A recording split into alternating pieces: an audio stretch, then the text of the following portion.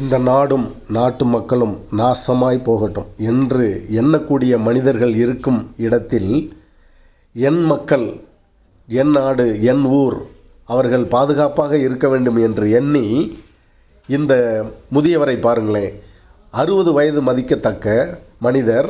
அவர் திருவிக நகரிலிருந்து ராயபுரம் வரக்கூடிய வழியில் அந்த பாலத்துக்கு அடியில் நின்று போக்குவரத்தை சீர் செய்கிறார்.